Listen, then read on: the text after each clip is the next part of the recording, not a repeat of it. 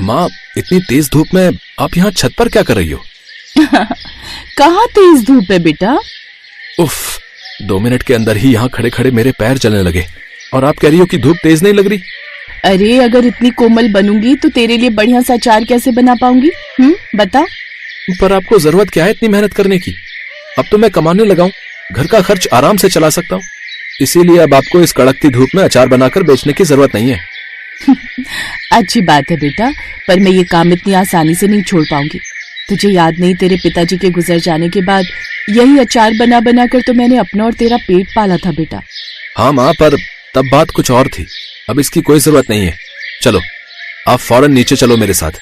अच्छा बाबा तू चल, मैं बस आम फैलाकर 2 मिनट में आती हूँ।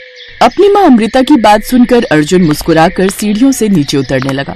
थोड़ी देर बाद उसकी माँ अमृता भी नीचे उतर आई और फिर, माँ आपने बहुत कष्ट उठाए ना मेरे लिए, लेकिन अब मैं काबिल हो गया हूँ, भरोसा रखिए मुझ पर। तुझ पर भरोसा नहीं करूंगी तो किस पर करूंगी मेरे बच्चे? पर तू मेरी बात भी तो समझ, अचार बनाना मुझे अच्छा लगता है, बस इसीलिए करती हूँ ये सब, और कोई बात नहीं, सच में। अच्छा, तो इसका मतलब आप अचार बनाना कभी नहीं छोड़ेंगी? छोड़ दूंगी, जब तू एक सुंदर सी बहू ले आएगा ना मेरे लिए, तब जैसा तू कहेगा वैसा ही करूंगी मैं। पक्का? हाँ पक्का। ठीक है फिर, अगर ऐसा है तो अब तो बहू लानी ही पड़ेगी आपके लिए। दरअसल अर्जुन के पिता की मौत के बाद अमृता ने उसे पालने के लिए बहुत मुसीबतें उठाई थीं। दिन रात अचार बनाकर बेचा और इस तरह पैसे कमाकर उसने अपने इकलौते बेटे अर्जुन को पढ़ा लिखा कर काबिल बनाया। उनकी मेहनत रंग लाई और अर्जुन को एक कंपनी में अच्छी नौकरी मिल गई। और फिर कुछ दिनों के बाद, अरे पगले, तो तूने इतना वक्त क्यों लगा दिया मुझे बताने में? वैसे नाम क्या है उसका? अंकिता नाम है उसका माँ, मेरे साथ कॉलेज में पढ़ती थी, बस तभी से। ले बता, और ये बात तू मुझे अब बता रहा है। चल मुझे कल ही उसके घर ले चल, मैं खुद उसके माता पिता से मिलकर तेरी शादी की बात करूंगी। अंकिता के माता पिता को भी अर्जुन बहुत पसंद आया और फिर कुछ दिन बाद ही अर्जुन और अंकिता की धूमधाम से शादी हो गई। अर्जुन की शादी अमृता के जीवन में भी खुशियां ले आई, क्योंकि अब उसका परिवार पूरा जो हो गया था। फिर शादी के ठीक 2 दिन बाद, क्या कर रही हो अंकिता? आलू के पराठे बना रही हो माँ जी। लगता है बड़े लाड प्यार से पाला है तुम्हारी माँ ने तुम्हें। सच बताओ, तुम्हें रसोई में ज्यादा काम नहीं करने दिया ना उन्होंने? आपको कैसे पता? ऐसे कि आलू के पराठे तो बनाने बैठी हो, पर आलू कहाँ है? ओह शिट, वो तो मैं भूल ही गई। अब माँ जी बस अभी काट कर लाती हूँ। काट कर नहीं, उबाल कर मेरी बहू रानी। वैसे मुझे पक्का यकीन है कि तुम बिना आलू के भी अच्छे आलू के पराठे बना लोगी। रसोई में तुम्हारा हाथ बहुत मजबूत दिखाई देता है। है ना? अर्जुन भी यही कहते हैं। वो समझ गई थी कि अर्जुन जिस बहू के दम पर उसे आराम करने को कह रहा था, असल में उसे अभी बहुत कुछ सिखाना बाकी था। फिर अगले ही दिन से अंकिता एक अच्छी बहू की तरह अपनी सास से खाना बनाना सीखने लगी। और कुछ दिनों के बाद, सुनिए, ये अचार चखिए न जरा। हाँ दिखाओ।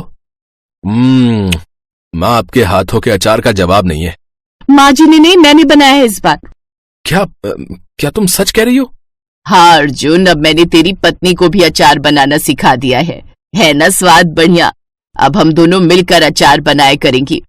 माँ बस करो, मैं इतना अचार नहीं खा सकता। ऐसे कैसे नहीं खा सकते? अभी तो मुझे बहुत सारा अचार डालना है, एकदम परफेक्ट बनाना है। हाँ, ये परफेक्ट ही बनाया तुमने, लेकिन अब और अचार डालने की जरूरत नहीं है, सच में। नहीं, मुझे लगता है इसमें अभी कुछ कसर बाकी है, तो मैं कल फिर से डालूंगी अचार, और अगर कल भी ठीक नहीं बना तो परसों फिर से। अंकिता का ये प्रण सुनकर अर्जुन ने अपना माथा पीट लिया। ऐसे ही वक्त बीतता गया, पर वक्त बीतने के साथ अंकिता की अचार बनाने की इच्छा और मजबूत होती चली गई। वो रोज अच्छा अचार बनाने की कोशिश करती और फिर एक दिन उसने अचार बनाने में महारत हासिल कर ही ली। फिर एक दिन, माँ जी मुझे राई कूटनी, और देखो ना ये अभी तक नहीं आए। काफी देर हो गई है, अब तक तो उसे आ जाना चाहिए था, चिंता की बात है। अमृता का इतना कहना था कि तभी उनका पड़ोसी और अर्जुन का दोस्त राहुल भागा भागा अमृता के पास आया। चाची जल्दी चलो, अर्जुन का एक्सीडेंट हो गया है, पुलिस उसे अस्पताल लेकर गई है। राहुल की बात सुनते ही अमृता और अंकिता के होश उड़ गए। दोनों फौरन अस्पताल पहुंचे और फिर, डॉक्टर, मैं अर्जुन की पत्नी हूँ, क्या हुआ उन्हें, कैसे है वो अब? मुझे लगता है शायद किसी बड़ी गाड़ी ने हिट किया है। वो तो शुक्र है कि पुलिस उन्हें यहाँ जल्दी ले आई, पर उनके सिर में गहरी चोट है, हमें सर्जरी करनी होगी। आप जितना जल्दी हो 5 लाख का इंतजाम कर दीजिए। हम करेंगे डॉक्टर साहब, आप पैसों की चिंता मत कीजिए, बस मेरे बेटे को कुछ नहीं होना चाहिए। दोनों सास बहुओं को समझ नहीं आ रहा था कि एक साथ इतना पैसा वो कहाँ से लाएंगे। उन दोनों ने अपने सारे गहने गिरवी रख दिए और इस तरह अर्जुन की जान तो बच गई, पर उसे अभी तक होश नहीं आया था। इसलिए डॉक्टर के कहने पर उसे अभी अस्पताल में ही ऑब्जर्वेशन में रखा गया था। फिर उसी शाम, माँ जी, आपने सुबह से कुछ नहीं खाया है, ये लीजिए, खाना खा लीजिए। क्या मैं जानती नहीं कि सुबह की 2 रोटी ही बची थी घर में, और वो भी तुम मेरे लिए ले आई। आओ इधर आओ, 1 रोटी तुम खाओ और 1 मैं खाऊंगी। अब तो ऐसे ही जीवन काटना होगा मेरी बच्ची। अमृता की बात सुनकर अंकिता की आंखों से भी आंसू बहने लगे और ये हालात बीतते वक्त के साथ और बदतर हो गए, क्योंकि अस्पताल में भर्ती अर्जुन के इलाज के लिए हर रोज पैसों की जरूरत पड़ रही थी। फिर एक दिन घर की रसोई में, हे भगवान, अब तो आटे के सिवाय कुछ नहीं बचा, न दाल और ना ही कोई सब्जी, अब मैं क्या बनाऊं? तभी उसे अपने डाले अचार की बरनी दिखाई दी। उसने झट से बरनी खोलकर देखी, जिसमें एक भी आम का टुकड़ा नहीं था, बस अचार का मसाला बचा था जो तेल के साथ तैर रहा था। लेकिन उस मसाले को देखकर अंकिता को एक आइडिया आया और फिर झट से एक पराठा बनाने लगी। उसने पराठे के अंदर अचार का मसाला भरा और उसी का पराठा बना दिया और फिर, माँ जी, जरा इसे खाकर देखिए। अरे वाह, ये क्या है? अब ये कैसा पराठा है अंकिता? माँ जी, पहले आप खाकर बताओ कि कैसा बना है। बहुत ही बढ़िया, सच में। माँ जी, भगवान का इशारा है, जैसे कभी आपने अचार बेचकर गुजारा किया था, ठीक उसी तरह मैं भी अब अपने अचारी पराठे के दम पर सब कुछ वापस से हासिल करूंगी, आप देखना।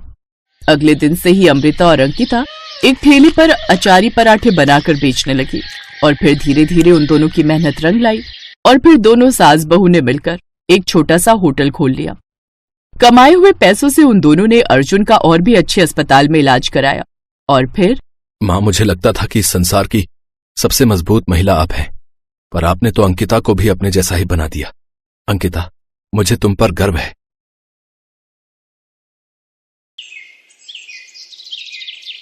बीना और चंदर आजादपुर मंडी में साफ सफाई और मेहनत मजदूरी करके अपना पेट पालते थे। शादी के तकरीबन 2 साल बाद बीना गर्भवती हुई।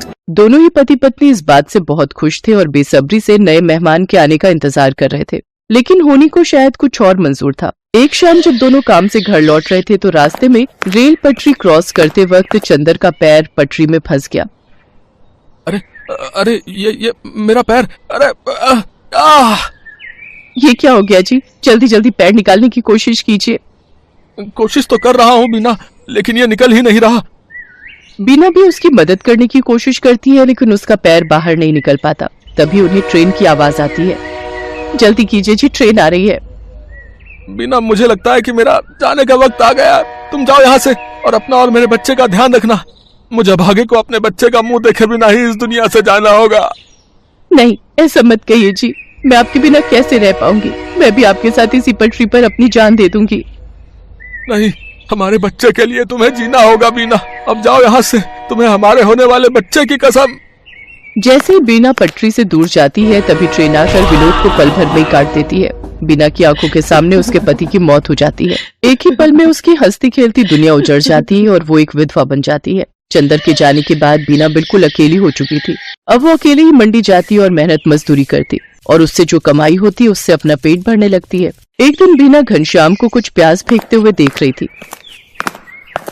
अरे घनश्याम भैया, ये आप क्या कर रहे हैं? कुछ नहीं बहन, जो प्याज खराब हो गए हैं उन्हें अलग करके फेंक रहा हूँ। भैया, अगर आपको कोई प्रॉब्लम ना हो तो जो प्याज आप फेंक रहे हो वो आप मुझे दे दो, वो मुझ गरीब के काम आ जाएंगे। लेकिन बीना बहन, इन आधे सड़े गले प्याजों का आखिर तुम क्या करोगी? वो मैं आपको बाद में बताऊंगी, फिलहाल आप ये खराब प्याज मुझे दे दीजिए। ठीक है बहन, ले जाओ, वैसे भी ये मेरे किसी काम के नहीं। इसके बाद बीना उन खराब प्याजों को एक थैले में भर लेती है और शाम को अपने साथ घर ले आती है और उसमें से थोड़े ठीक प्याजों को अलग करके रख लेती है और जिनकी हालत ज्यादा ही खराब थी उन्हें अपने घर के बाहर बनी क्यारी में बो देती है। अगले दिन सुबह काम पर जाने से पहले बीना साफ छाटे हुए प्याजों को काटकर आटे में मिलाती है और साथ ही नमक, हरी मिर्च और अजवाइन डालकर उस आटे को गूंथ लेती है। खुद नाश्ता करके वो कुछ पराठे घनश्याम के लिए भी पैक करके ले जाती है। ये लो घनश्याम भैया, आपसे जो कल प्याज लेकर गई थी उनसे मैंने प्याज के पराठे बनाए हैं, जरा आप भी चख कर देखो। रोज दाल चावल खाकर आप बोर हो गए होंगे ना। बीना बहन, हम गरीबों के नसीब में तो दाल चावल और सूखी रोटी ही होती है, भला उससे भी क्या नाराज होना। अच्छा लाओ, तुम इतने प्यार से प्याज के पराठे बनाकर लाई हो तो खाकर देखता हूँ। घनश्याम को बीना के हाथ के बने प्याज के पराठे बहुत पसंद आते हैं। ऐसे ही कुछ समय बीत जाता है। बीना को अब 7वां महीना लग गया था, जिस वजह से वो मजदूरी नहीं कर पा रही थी, जिस वजह से उसके घर खाने पीने की तंगी हो गई थी। ऐसे ही एक रोज जब वो खाना बनाने जाती है तो देखती है कि राशन के सभी डिब्बे खाली हैं। हे भगवान, एक बार को मैं तो भूखी रह लूंगी, लेकिन मेरे अंदर पल रही ये नन्ही जान कैसे भूखी रहेगी। इस हालत में तो कोई मुझे काम भी नहीं दे रहा, अब क्या करूं। हाँ, याद आया, अपनी जमीन में थोड़े प्याज उगाए थे ना, क्यों ना उनको निकाल लूं, वो अब पूरी तरह पक गए होंगे।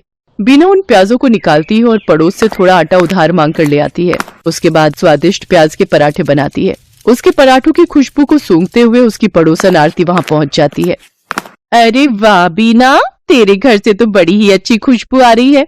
आखिर क्या बनाया है तूने? कुछ नहीं बहन, ये प्याज के पराठे बनाए हैं। लो, तुम भी खाकर बताओ कैसे बने हैं। वाह वाह वाह, क्या स्वाद है बीना तेरे हाथों में। अरे इतने अच्छे पराठे तो ढाबे वाला भी नहीं बना पाता। मैं तो कहती हूँ तू प्याज के पराठे का एक ठेला लगाकर बेच और पैसे कमा। जब ऊपर वाले ने तुझे इस हुनर से नवाजा है कि तू इतना अच्छा खाना बना लेती है, तो इसका फायदा उठा।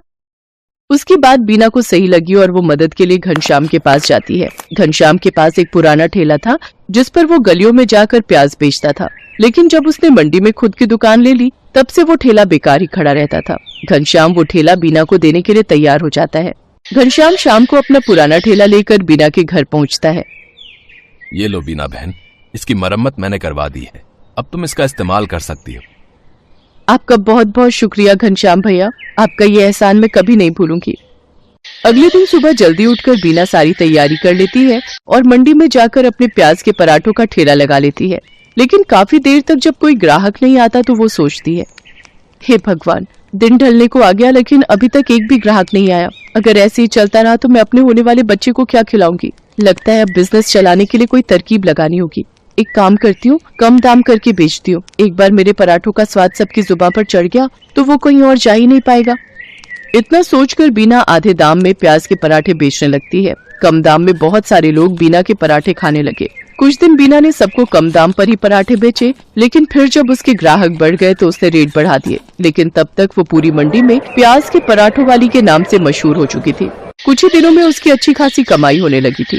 वो भगवान के आगे हाथ जोड़कर बोलती है, हे भगवान, तेरी कृपा से और कुछ अच्छे लोगों की मदद से मेरा काम बहुत अच्छा चल पड़ा है और मैं अच्छी खासी कमाई कर लेती हूँ। बस मुझ पर ऐसी अपनी कृपा दृष्टि रखना ताकि मैं अपने बच्चे को एक अच्छी जिंदगी दे सकूं। कुछ ही दिनों में बीना खुद का ढाबा खोल लेती है। अब उसकी खूब अच्छी कमाई होने लगी थी। उसका काम और बढ़ गया था, इसलिए उसने अपनी मदद के लिए 2 लाचार औरतों को रख लिया था। बीना की डिलीवरी का समय भी आ गया और उसने एक बेटे को जन्म दिया। महीने भर का रेस्ट लेने के बाद वो वापस काम पर जाने लगी और अपने साथ अपने बच्चे को भी ले जाती। अब वो काम संभालने के साथ साथ अपने बच्चे की भी अच्छी परवरिश करने लगी और खुशी खुशी उसके साथ रहने लगी। Best buddies. Hello friends, thanks for watching this video.